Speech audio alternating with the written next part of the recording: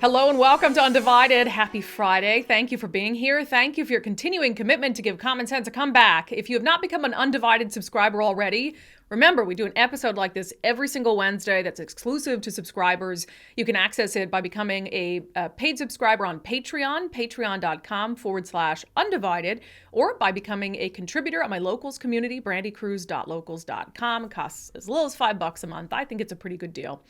Undivided is presented by our founding sponsor, 1530 Mortgage. Visit them at 1530mortgage.com. Coming up today, in just a moment, I'm going to talk about this new Candace Owens documentary on Black Lives Matter and where some of the money from that movement has gone. Also, Governor Jay Inslee rated the worst governor in the country. F grade when it comes to fiscal responsibility, which will surprise approximately no one in Washington state. We'll tell you about how his ranking got so low. Also coming up on Fridays with Friends, legendary Seattle radio host Dave Ross joins us. We're going to have a discussion, maybe even a little bit of a debate about the crime crisis and his assertion that the November election is putting maybe an unfair spotlight on the crime crisis, whereas I believe it's putting a necessary spotlight on the crime crisis. So we'll have that conversation. Also, we may have a special guest in studio today for Florida Report. You'll have to stick around and find out. But first, as I said, I want to talk about this new Candace Owens documentary. You know, the Daily Wire is putting out some really interesting content. Of course, they had the Matt Walsh documentary about what is a woman. So I started last night watching the Candace Owens documentary, which is about Black Lives Matter. It's called The Greatest Lie Ever Sold. And it dives into, you know, whether people took advantage of the death of George Floyd to profit, you know, at the expense of sort of this movement. So first I want to note, I haven't finished watching it. I'm about a half hour in, but I thought I'd start talking about it today so that if you're interested, you could go watch it. And then on Monday, we can have another conversation about it and sort of get your guys' feedback on the documentary. I'll start by saying, look, I know Candace Owens is controversial. I realize that. Do I agree with everything she says? No. But let me just first, I'm going to play the trailer for this documentary, and then I'm going to give you my initial thoughts on the first half hour that I've watched. Black Lives Matter released their 990 IRS filings. They collected $80 million. Where is that money? It's not here. Everything looks worse than it was. Where have you seen that money impacted throughout the city? So my producer just sent me a link. It is just shocking to me because of how much money was raised to think that where he lived, the bills weren't being covered. Super frustrating, but that's a dead end, so. And here's where it gets really interesting. Ready for some BLM pride? Another $200K went to escorts, BDSM workers, strippers, peep show workers, phone sex operators, and webcam performers. And then at that moment, it became personal. And I thought, not only am I going to say the truth, I am going to scream the truth louder than you can scream the lies.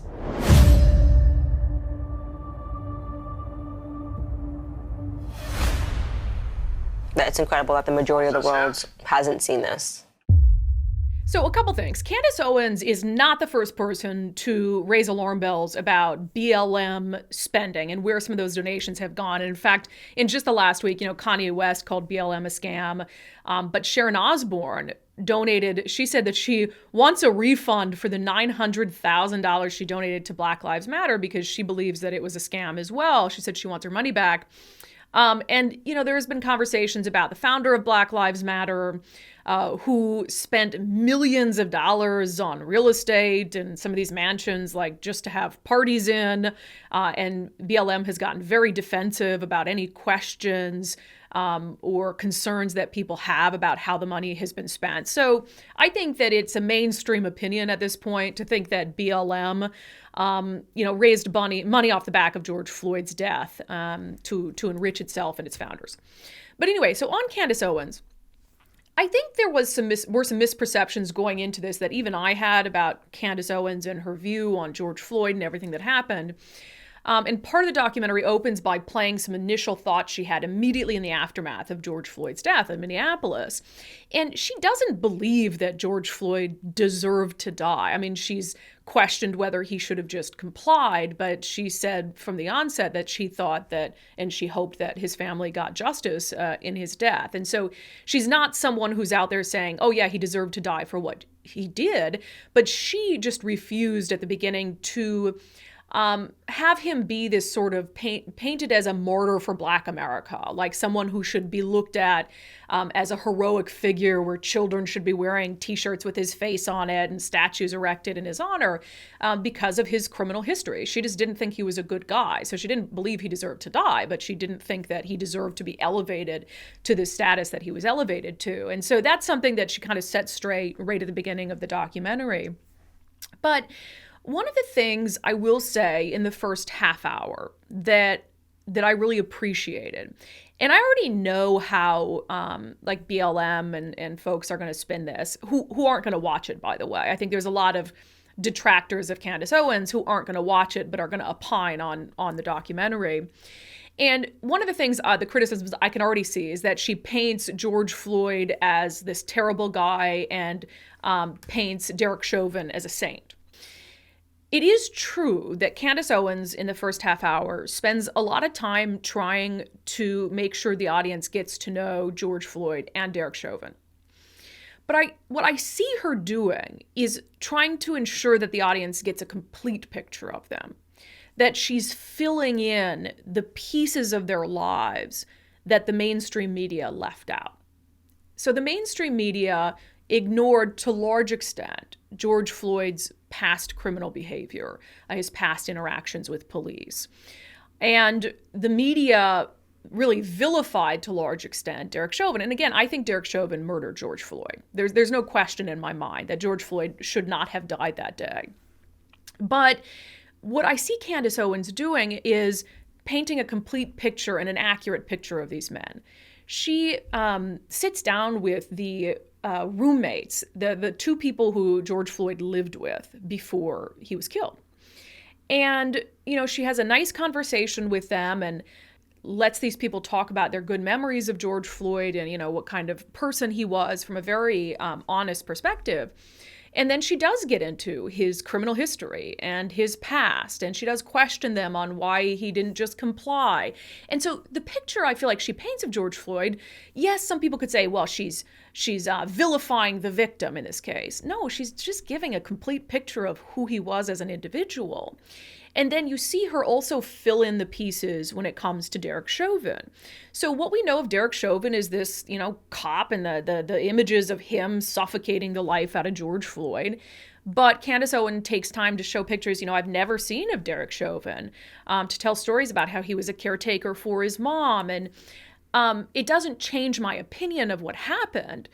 But in the first half hour of this, I come away feeling like for the first time, I have a better understanding of who these two men were as a whole, who they were outside of that singular moment in time, those minutes that we watch unfold on that video. And I, for one, as kind of an independent thinker, I really appreciated that approach in the first half hour. I don't think she's coming in at the beginning of this documentary, and again, I've got about 45 minutes left of it to watch. I don't see it as being incredibly controversial thus far. I just see it as her doing the job that the media failed to do for so many years in painting a complete picture of these men. So I like it so far, and I know where she's going with it. She's going to look into the money and where the money has gone. And shouldn't everybody be in favor of that? If you gave money like Sharon Osbourne, $900,000 to BLM, or if you're a hardworking American who gave $50, and that's a lot of money to you to BLM, don't you want to make sure that it went to actually benefit Black lives in this country, be it Black businesses or criminal justice reform causes or what have you? It's like I use the same analogy for the homelessness crisis in the Seattle area. You know, we have thrown hundreds of millions of dollars at that. And to me, there's almost this like this sentiment that, oh, if you demand accountability for that money, then you hate the homeless. No, I demand accountability for that money because I want the homeless to actually get help. If there's $100 million to help the homeless, I want to make sure that every dime of that goes to helping the homeless. So everyone should want accountability for funds, or in this case, for donations. And so I'll read, BLM proactively came out to offer because they knew this documentary was coming. So I'll read a little bit of what they said. I mean, they went on this like multi-tweet thing. I'm not going to read it all. They said, today or someday soon, Candace Owens will release a purported documentary, they put in quotes, that will attempt to further divide Black people and uplift white supremacy. Okay. From what we've seen, we know there will be lies, hateful speech, racism, homophobia, and or transphobia embedded in her work, which BLM GNF does not condone. What is GNF? Okay, I'll look in that. I don't know what that is. Just one second. As a community, we are experiencing an attack on Black freedom fighting, which is part of a centuries-long machine meant to terrorize and dismantle Black liberation. We must push back against any false information regarding the Black Lives Matter Global Network Foundation. Okay, that's what that meant. With clear, accessible data. And then they get into their own, they put a link to BLM Transparency Center. And that's fine. They have every right in the world to try to counter the documentary with what they say are their own facts. But it says, so for instance, they talk about their fundraising. The IRS Form 990 also reports that BLM GNF distributed more than 33% of the total dollars raised, which means over $25 million in grants and other assistance have been given to approximately 50 different Black-led organizations. So $25 million to 50 different Black-led organizations, accounting for 33% of total dollars raised. And they're tweeting that. That doesn't seem like something to brag about. As reported in the most recent filed IRS Form 990, less than 10% of BLM's budget was used for operating costs, which demonstrates the foundation's efficiency. Okay, but they've admitted that they spent a bunch of money on mansions and maybe shouldn't have. In fact, that one of the BLM co-founders said that there were mistakes, she admitted at one point, in spending some of the $90 million that was raised, and she called it white guilt money. Okay. See, so if you're a white person who donated to the movement, and now she's saying, oh, this is white guilt money. I mean, some of it probably was white guilt money, but that's how she characterizes it. That's ridiculous. So anyway, I look forward to watching the rest of this documentary from Candace Owens with my, eyes and ears wide open to learn something or to be offended by it. I don't know. But the first half hour really to me is just non-controversial. I mean, it's just painting a clearer picture of things and not cherry picking what facts and circumstances to relay to the public, which I actually really appreciate.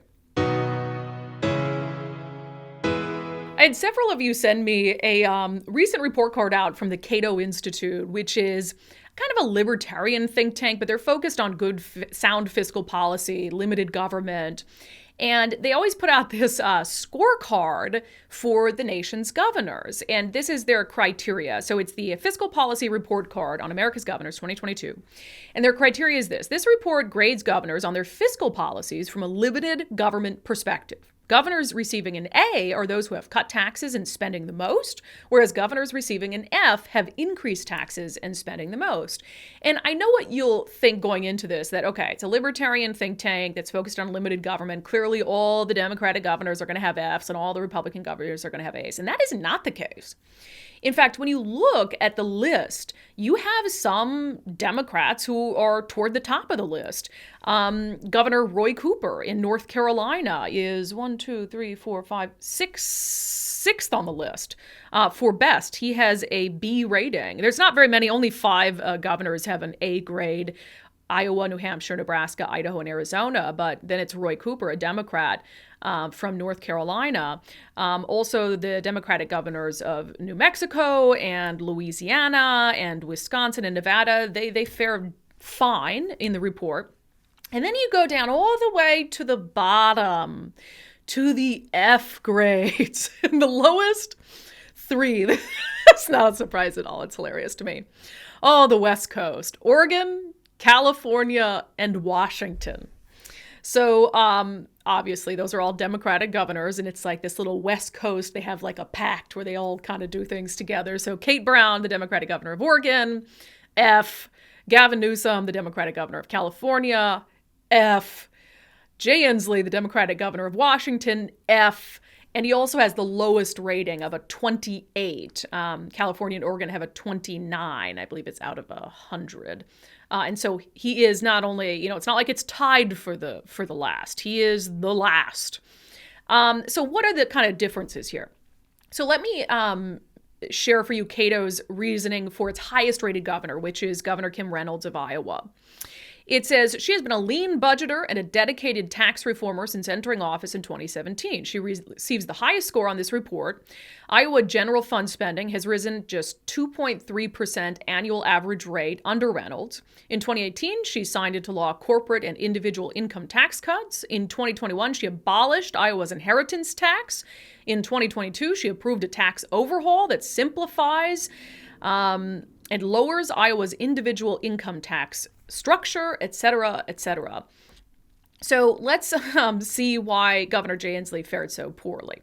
So I should note that Cato has given Governor Inslee an F multiple times. He got an F in 2014, an F in 2016, an F in 2018, and an F in 2020. And he now has the lowest score in the nation. They say he has a large appetite for tax and spending increases. Under Inslee, general fund spending expanded at an annual average rate of 6.3% between 2013 and 2020. And they also note that Governor Jay Inslee came into office by promising, what did he promise? Not to approve any new taxes. They say when Inslee originally ran for the governor's office, he promised not to raise taxes, but in his first budget, he proposed more than $1 billion in hikes. Since then, he has proposed or approved a myriad of new and increased taxes on energy, capital gains, tobacco, businesses, real estate transaction, and online sales. And so this, again, is not a surprise. But one of the things I appreciate that they pointed out is that Washington state residents, despite this being a blue state and having a big progressive core in Seattle, Washington state residents have repeatedly rejected taxes at the ballot box. And then you have the governor who's like, don't care. I don't care what people want.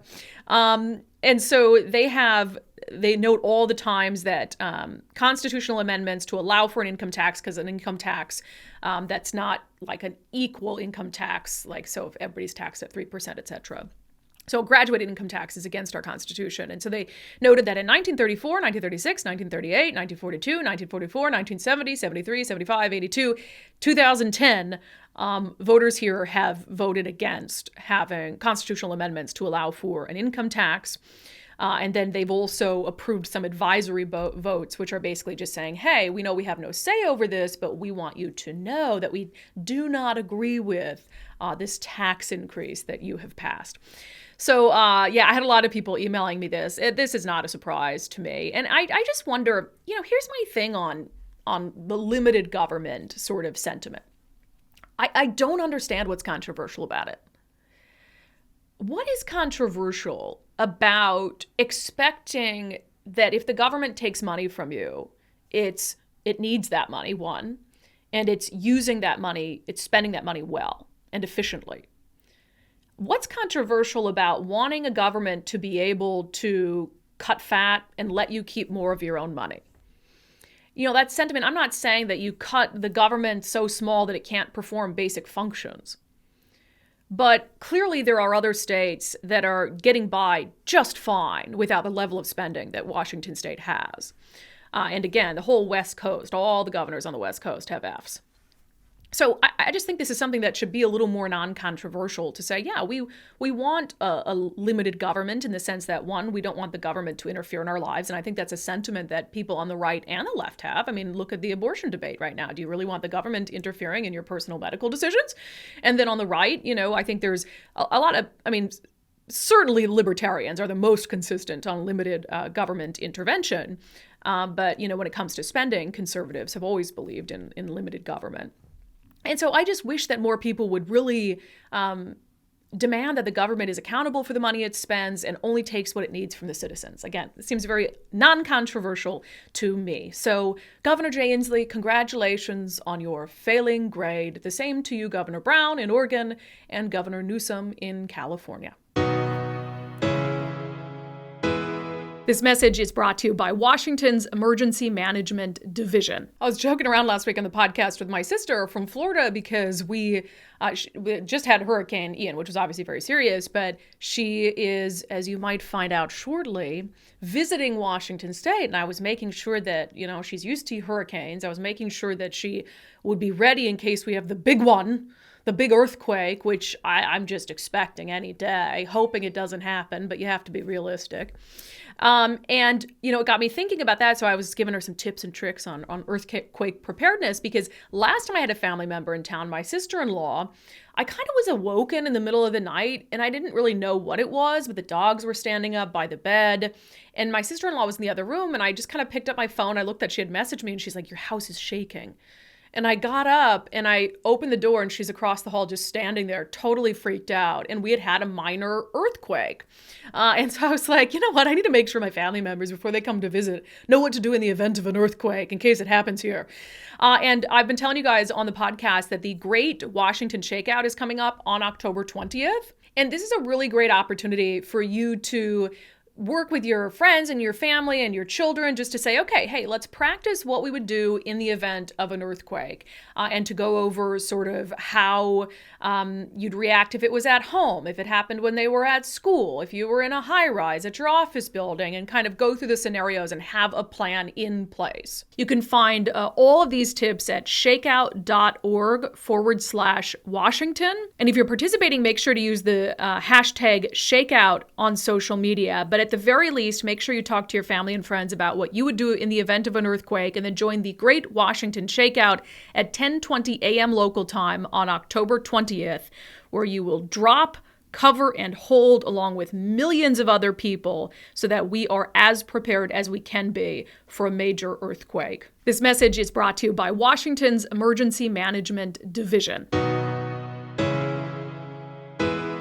The other day on the podcast, we were talking about, we talk about crime on the podcast all the time because I just think it's such a disastrous state right now. But my friend Dave Ross, who I used to work with him at Cairo News Radio in Seattle, he's a longtime legendary radio host in Seattle, even made a brief foray, he ran for politics once.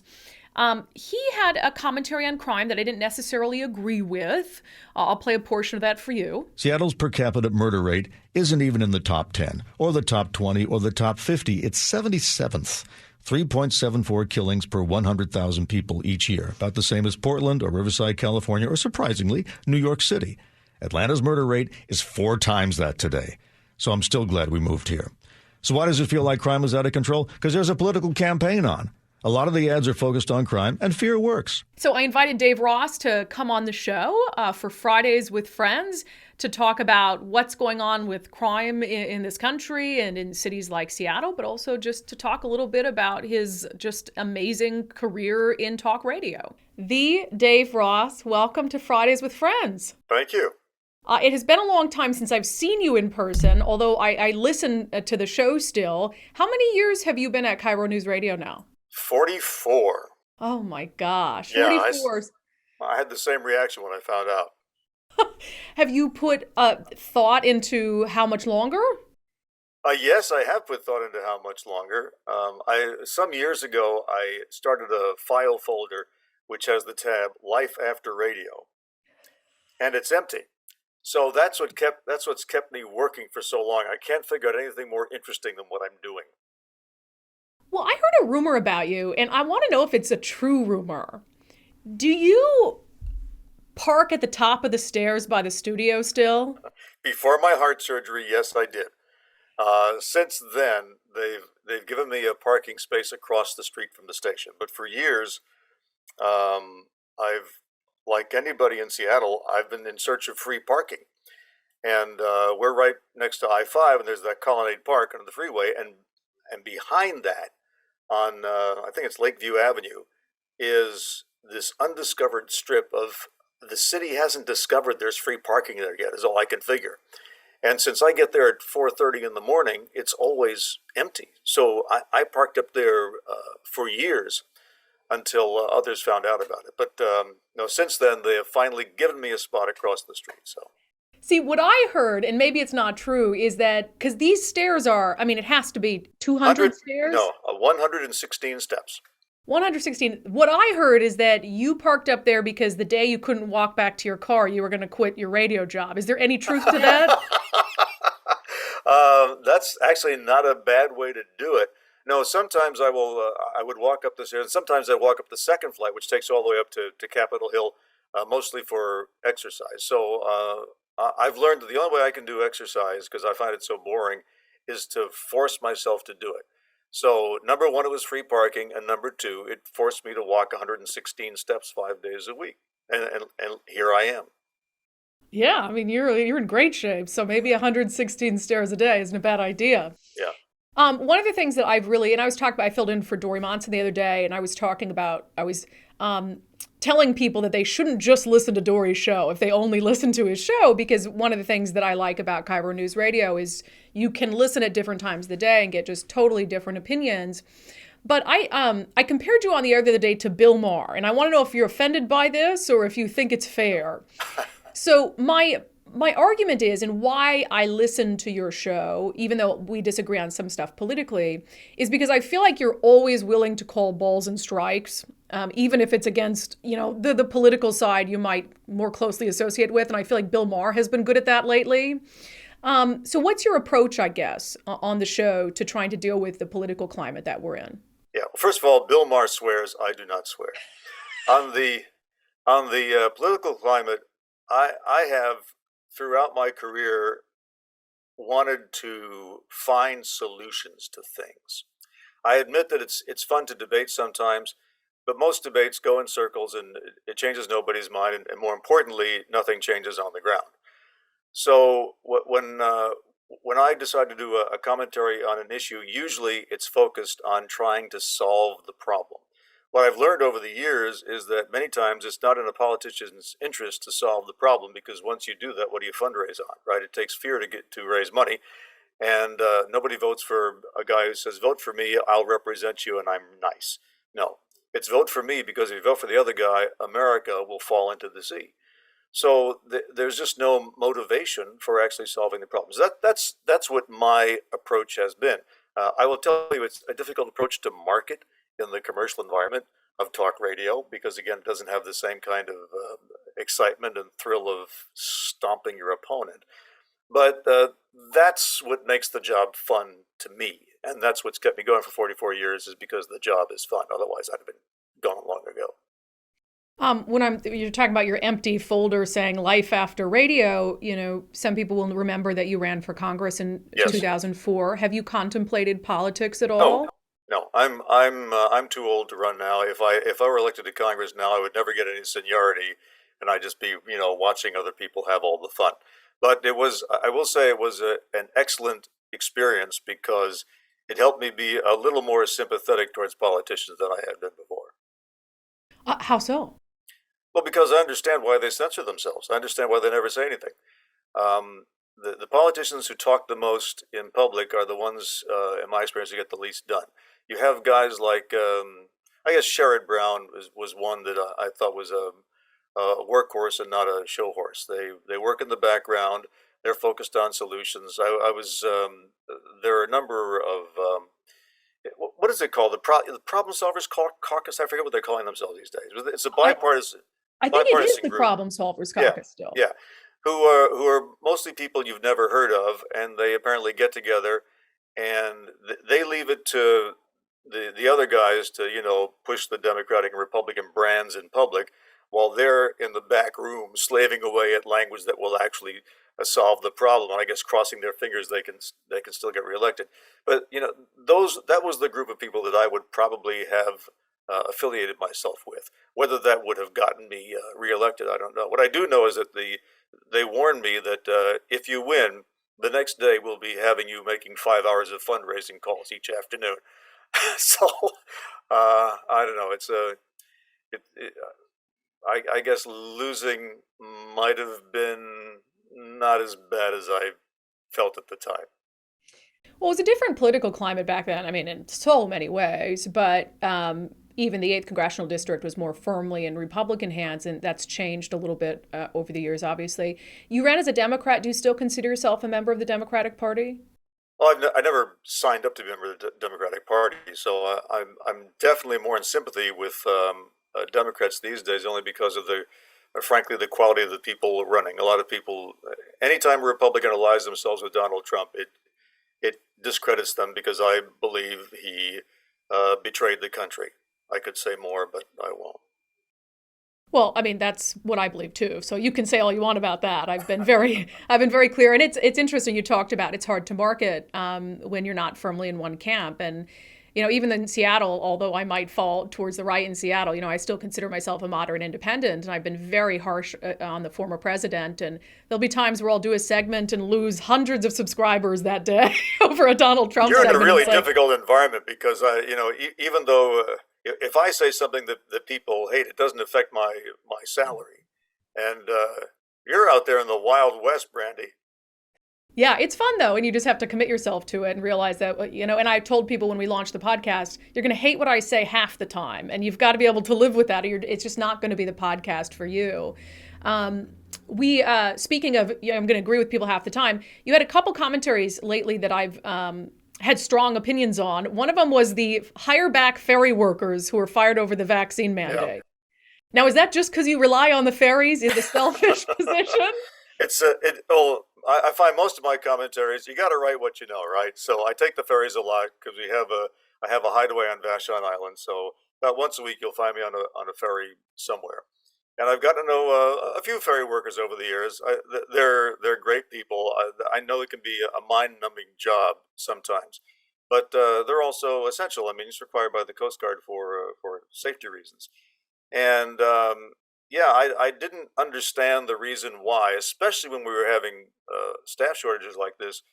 You would fire perfectly healthy people because they felt they could stay healthy without taking the vaccine. It made no sense to me, especially now. I mean, I cut Jay Inslee, the politician, some slack because in the early days, we have to remember, this was the illness from hell. It was a mystery illness. Nobody knew how to fight it. And the best medical experts I could talk to, and I talk to a doctor every week for our show, is that there's no vaccination against coronaviruses. Absolutely unheard of. But now we managed to come up with one. I haven't had a cold now, not even a regular, ordinary cold, in 2.5 years, which is really weird. So it looks like we actually licked that. Back then, they didn't know that. Well, now that we've fixed it, I don't understand why you wouldn't say, okay, that was what we thought at the time, that we had to be really hard-nosed about vaccination. But now you have staff shortages, you have runs being canceled, the schedule cut back, and at the same time, experienced people out there who could fill those jobs. Why not just say, okay, we're sorry, please come back. You're already trained. Come back.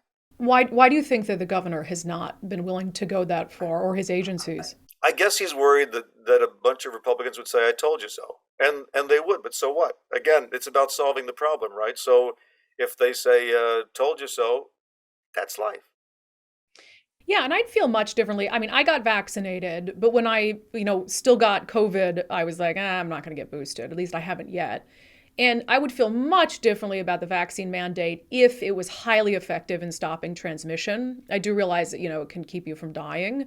But I would have felt much differently about it. But when we realized you could still get and give it, I was sort of like, okay, maybe we don't fire cops and firefighters and ferry workers. It doesn't make an awful lot of sense. You said you gave Governor Inslee leeway at the beginning, and I did too. I was sort of like, let's just do what needs to be done. I think it was this really unknown situation. What do you think of the governor's, kind of lengthy emergency powers, which are, he's giving it up in like 16 days. Does that bother you, the fact that he's kept his state of emergency going? I've listened to some of the commentary on that he's trying to be a dictator. I think that's ridiculous. I think part of the emergency power thing is apparently a formality to allow them to move money around. I was happy that they avoided a recession, although we're apparently going to pay for it next year. Now, it's the fact of a governor declaring emergency powers itself doesn't bother me. Firing people who didn't need to be fired is what bothers me more than that. You should have the right not to get vaccinated if you don't want to. And it's also true that we were slow to realize that it wasn't the disease wasn't as dangerous to children as we thought in the beginning. But again, being a grandparent and knowing how my daughter feels about her young child, she's going to get that kid vaccinated because even if it's like a 2% chance of a kid dying from COVID, no parent wants to take that chance. Those are precious lives. So basically, yeah, I believe give people a choice. I think if you compare us to other states, we were pretty successful at avoiding some of the worst case scenarios that were being predicted for COVID. But now that it seems to be under control, like I say, it's time to move on. Vaccine amnesty, hire them back, get some of the cops back too, for God's sake. My argument against what the governor was doing in this sort of unilateral power wasn't really about Jay Inslee per se. It was like, why don't we have the legislature be able to sign off on a continued state of emergency? It becomes inevitably political, as it did. I mean, the whole debate over emergency powers is political. It's over the oppressive Jay Inslee, which I just think is ridiculous. Well, you got Democrats in control, though, so presumably they'd just sign off on it anyway. Well, I guess, but I don't think you make policy because of and hope that the status quo is going to stay there forever. I mean, things will switch, and we know that these emergencies are used for political purposes. And I admit that's putting a lot of trust in one man. But let's remember, and I hate to go back to the founders, but they realized that somebody's got to be in charge. There's got to be an executive. Let's talk about crime, because you did another commentary that I half agreed with, and then for half of it I was screaming at the radio, and then I agreed with you again at the end. But just generally speaking, like you said, you've been in Seattle for a long time, and in the commentary you talked about living in Atlanta, for instance. Characterize the state of Seattle in your opinion. Give us your honest assessment from a public safety standpoint. I feel safe going into downtown Seattle in the daytime. I feel safe going to Seattle Center at night. I'll be going there tonight to a show. I would not go to a bar and stay until 2 a.m. But I'll tell you, Brandi, that's not because of the current situation. I've never gone to a bar and stayed until 2 a.m. Nothing good. What do my parents say? Nothing good ever happens after midnight out in public. But I also have, I go to the Pike Place market area like 3 times a week. That's where my gym is. And sometimes I'll wander up to 3rd and 4th Avenue to check it out. And it's depressing compared to what it was.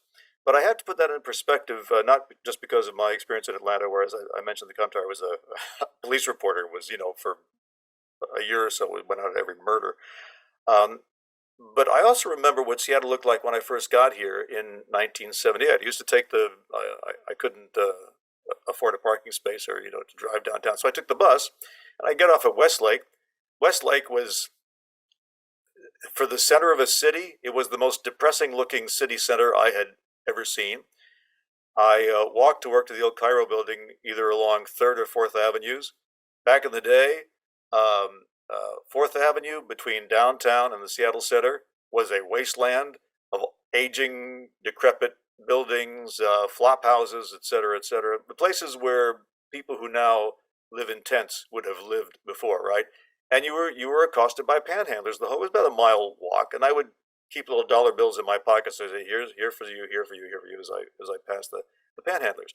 So that was Seattle State back then. There were people hanging around the Missions and Pioneer Square, et cetera, et cetera. Seattle is vastly, vastly improved since then. It's got a real downtown. It can compete with any other big city in America. And at its height, right before the pandemic, I would walk past the Amazon building. They had food trucks out there. They were making yogurt for the employees. Everybody was, eating outside. It was great. The pandemic killed that. And talking to the Downtown Seattle Association, occupancy downtown is like 40%. That's why it looks so morose, because you find when the office workers are down there, when the cruise ships are in town, there are still homeless people there. There's always going to be homeless people there no matter what you do. That's just the way societies work. But it feels a lot better when you're surrounded by, 80% of the people who look like you and have a place to go and have jobs, and you don't feel insecure. On a gloomy day when there are no cruise ships in town and you've only got 40% occupancy and nobody's outside, who's going to still be out there? The people who have no place else to go. And then you assume all of Seattle has no place to go. No, not true. It's a vibrant city. I'm lucky to have moved here, and it just discourages me that so many people are down on it.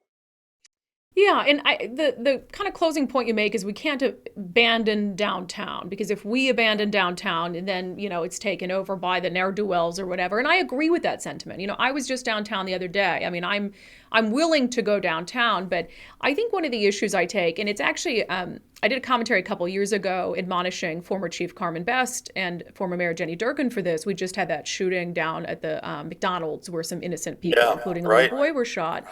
And they have this press conference and they come out and say, well, actually, crime numbers are down from their peak, like in the 90s or whatever. And it's like, well, we don't care what our crime numbers are. Exactly. We want to know what you're doing. And so when people point to the 80s or the 90s, it's like, I wasn't even alive, and I certainly wasn't in Seattle. And then when people say, well, crime is not bad in Seattle compared to the murder rate in Atlanta or Chicago, it's like, well, I don't live in Atlanta or Chicago. I live in Seattle, and all I've known is Seattle for the past 13 years, and it's been on this steady decline. And so isn't it okay to, regardless of the numbers, to want to feel safe in the city that you're at, relatively speaking?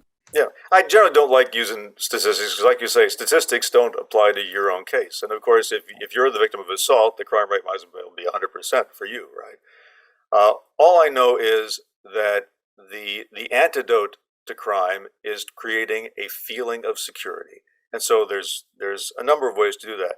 More cops on the beat. One thing I like about New York City, and I grew up in the suburbs of New York and was going with my dad a number of times. And he teaches you, if you're traveling, always stand with your suitcase between your legs. Keep your wallet in a zipper pocket. Don't go down dark streets. I mean, that's just the way you behave in a big city.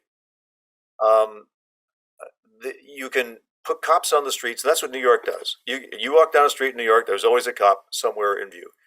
Should be the same in downtown Seattle. Walking, I mean, bikes are nice, I guess. Cars, I don't feel secure because a cop car drives by. I want to see a cop walking up and down the street. And the second is putting on public events. That's what the Downtown Seattle Association does. We used to have concerts. I once conducted the Seattle Symphony at Freeway Park. You have events that draw people out and get a lot of working people walking around. It's good exercise for them, and it makes everybody feel safe. And that's what they've got to do. And I think that's what the DSA is trying to do with their ambassador program. Also, you keep it clean. You paint over the graffiti. And this is the thing that really bugs me. I've never liked that retaining wall along I-5. It's like a scar through Seattle. But it's even worse when it's covered with graffiti. I'm trying to get them to put artificial ivy on it because the graffiti artists hate walls with ivy. They won't touch them. And if you're not going to do that, then go out there with a giant spray paint truck every night and spray over it until the graffiti artists are so frustrated they give up and find something productive to do with their evening. Yeah, I do agree with the graffiti sentiment, the trash sentiment. So what would your advice be to, say, Amazon? Amazon could make a huge difference if it opted to have all of its employees come back and revitalize downtown. But then I look at some of the things that have happened. They had the Amazon engineer who was her head bashed in with a baseball bat by a random guy. You had just the other day, the rideshare driver shot in the back of the head outside the Spheres. And so I know from Amazon's perspective, there's been a hesitancy given the state of things. But it's sort of like, if you bring your workers back, things would get better, but you're worried to bring your workers back. So I guess if you had Amazon's ear, what would your advice be to them? Well, I would say figure out what it takes. You got some dough there at Amazon. Figure out what it takes to make workers feel secure. I mean, hire your own security people. I mean, if you choose, you're in the news business, any given day, we have the resources to broadcast every crime in America and scare the hell out of people. There are some really nasty characters out there. But you go back in history and, we've had axe murderers, we've had serial killers.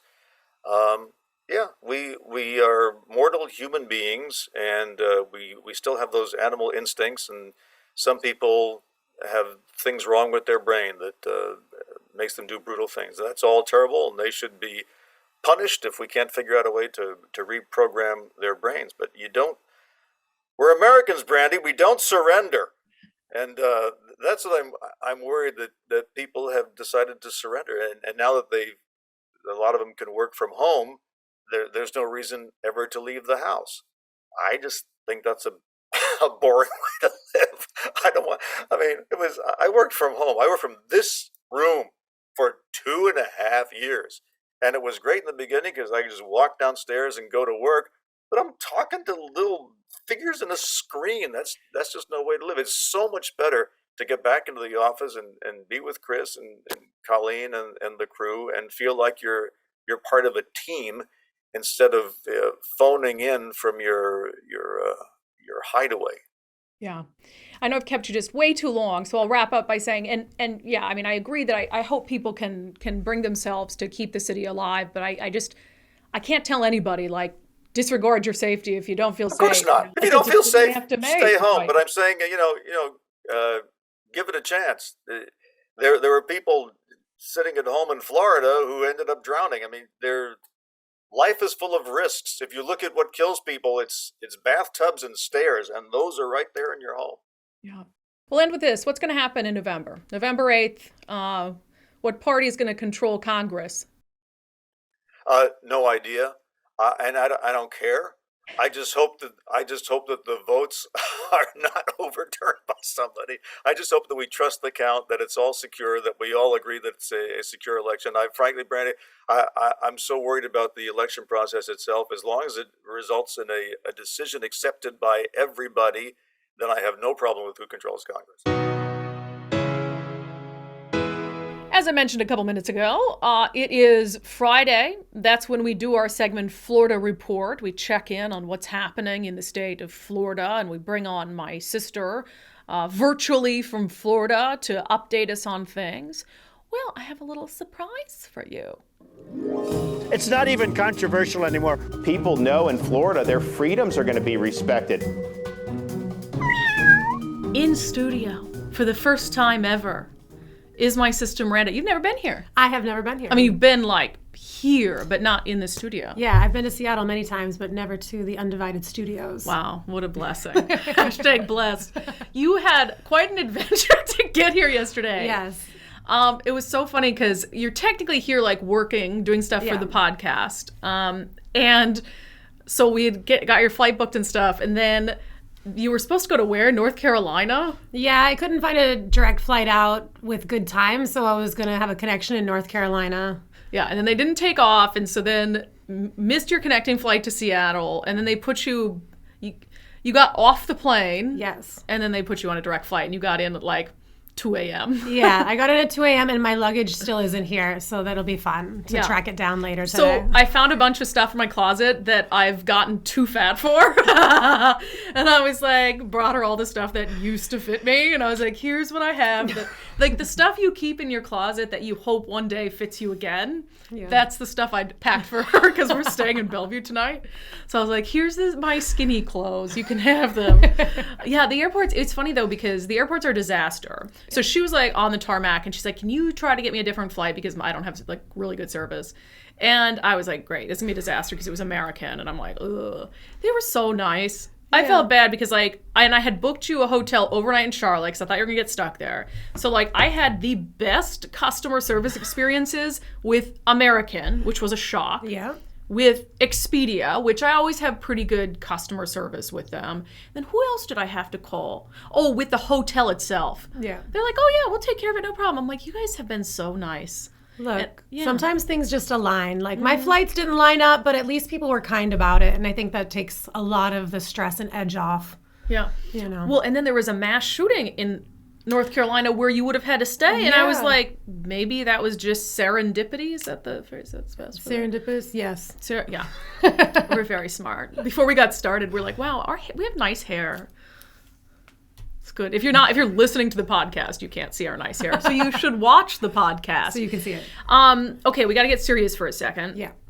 because the Parkland trial has finally come to an end, the sentencing phase of the shooter at Marjorie Stoneman Douglas. And it just feels like these things drag on so long because it's been how many years since this happened? Valentine's Day 2018. So yeah, it's been a while. Almost 4 years, yeah. I'm not sure how much the pandemic played into slowing down that trial at all. That's true. That could definitely be a reason why it did take so long to get here. So ultimately, the jury did not sentence him to death. No. Which I know is kind of a controversial thing. And in Florida, in our state, our death penalty has not been used for a long time. So it doesn't even make sense at this point to even have it as an option. Yeah. But in Florida, that's not the case. That's not the case. So what was the split of the jury? From what I have read, there's 3 jurors that did not go for death penalty. Mm-hmm. So that puts him life in prison without possibility of parole, which, I think death penalty is always a very arguable thing. I think there's a lot of people that are always split on that no matter what state you're in. But from a lot of the videos and the footage and the statements that I've seen of families, the families don't seem to be too happy with that and don't really consider it to be real true justice that he gets to spend the rest of his life in prison. Yeah, and I know, and having covered crime and justice for a big chunk of my career, there's always a split among victims because some of them want them to suffer every day in prison and have every day thinking about what they've done, and the other ones just want them gone. But to me, it always comes down to how quickly the death penalty is going to be carried out, because the death penalty, I think, can serve to draw things out where it's constantly appeals, bringing victims' families back to court. And it's like, that can be hard for some families. It can. I mean, you're looking at years and years of appeals and just all the standard stuff that actually just happens when you are on death row, just making sure that they've given you the proper sentence and everything. Yeah.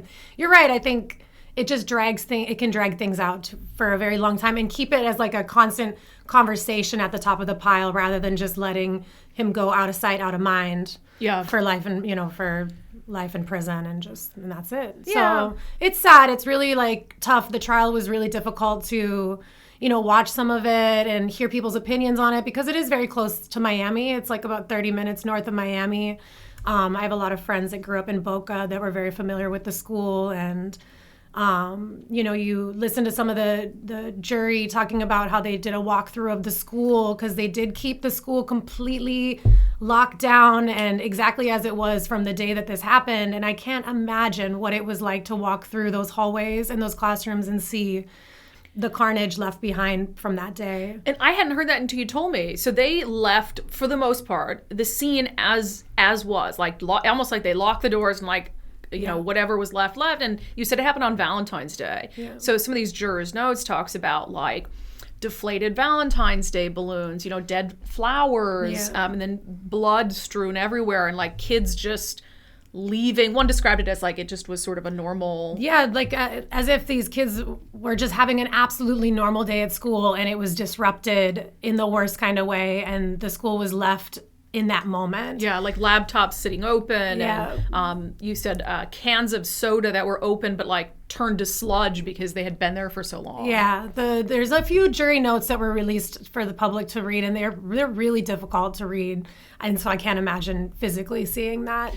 Yeah, it takes a brave person to commit to jury duty. I know there's a lot of people who go there and they try to do what they can to get out of it. And I mean, if you go in there and you sit and you know that this is the trial that they want you for, I mean, that changes your life forever. The things you saw, seeing, these years old blood stains everywhere. And I mean, especially if you're a parent sitting on the jury, I can't even imagine. I really can't imagine. And just carrying that emotional toll of that trial for the rest of your life regardless has got to be very difficult for the jurors. And they have to live a very quiet kind of life after trials, and I don't know. I just hope everybody involved in the situation gets, help and whatever they might need to move forward, even if this guy just sits in prison for the rest of his life. There's a lot of healing that still happens, even after the trial, maybe even more so. Yeah, and hopefully the media will leave the jurors alone, because I know that after the Derek Chauvin trial in the murder of George Floyd, remember there was some media who were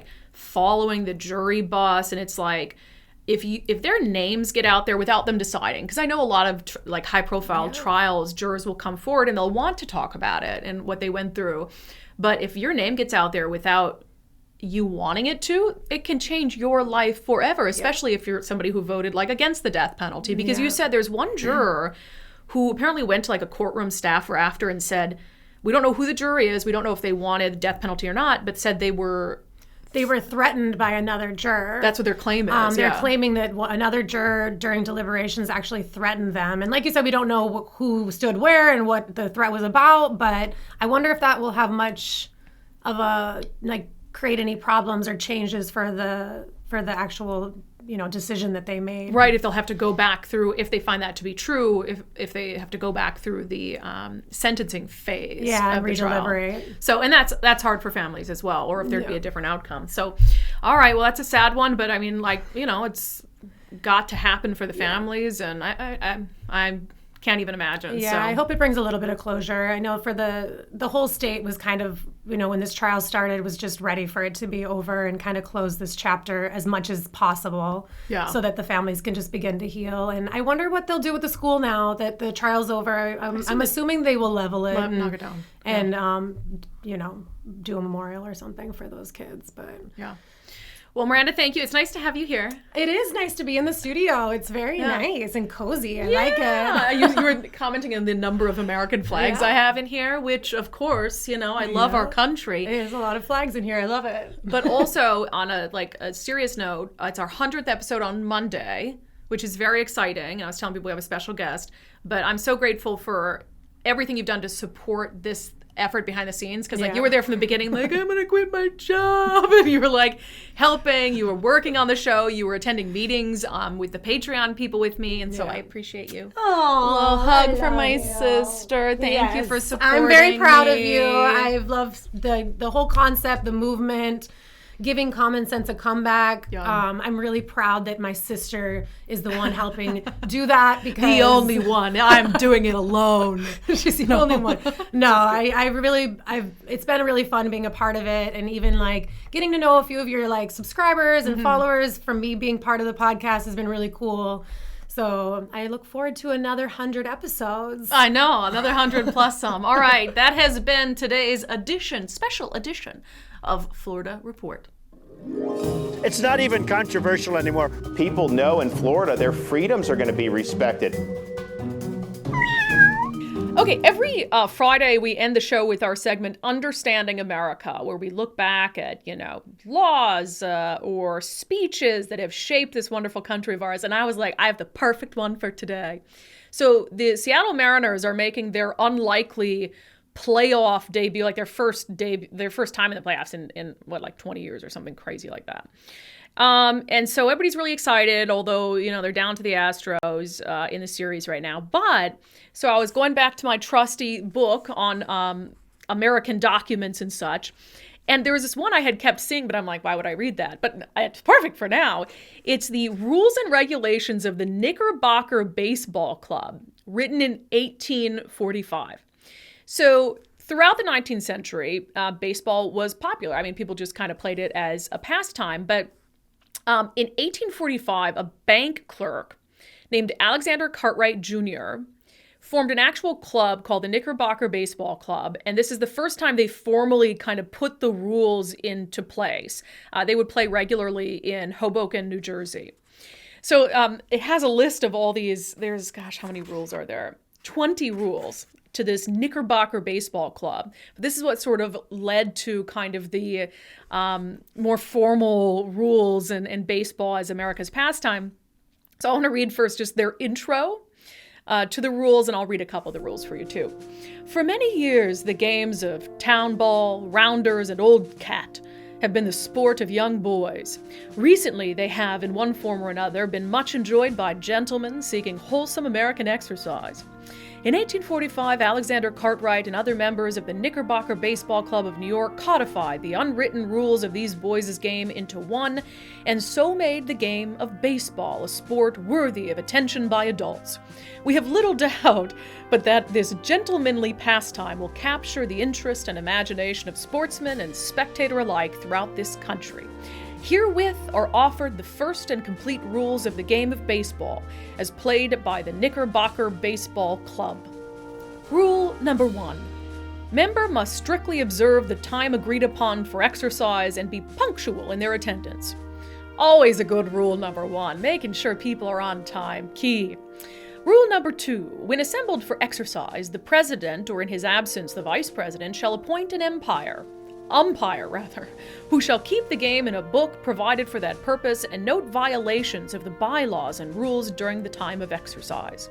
Rule number 3, the presiding officer shall designate 2 members as captains, who shall retire and make the match to be played, observing at the same time that the players put opposite to each other should be nearly as equal as possible, the choice of sides to be then tossed for, and the first in hand to be decided in like manner. So, very fancy way of saying they're deciding who bats first. The 4th rule, the bases shall be from home to second base 42 paces, from first to third base 42 paces equidistant. Anyway, I thought this was fun. I didn't really know about this sort of history and Mr. Cartwright Jr. and his friends in the Knickerbocker Baseball Club. So with that, best of luck to the Mariners as they go on to Game 3. They're down 2-0 to the Astros in this series, but it's been exciting to see them in the playoffs nonetheless. And that is it for today's episode of Undivided. Thank you for being here. Thank you for your continuing commitment to give common sense a comeback. I will see all of you on Monday, which is our 100th episode of Undivided, which I cannot believe it's 100 already. I've got a special guest for you on Monday that I think you will really, really love to ring in the occasion. If you've not become an Undivided subscriber already, now is a great time to do so. You can do that at patreon.com/undivided or by becoming a contributor on my locals community, brandikruse.locals.com. Undivided is presented by our founding sponsor, 1530 Mortgage. Visit them at 1530mortgage.com.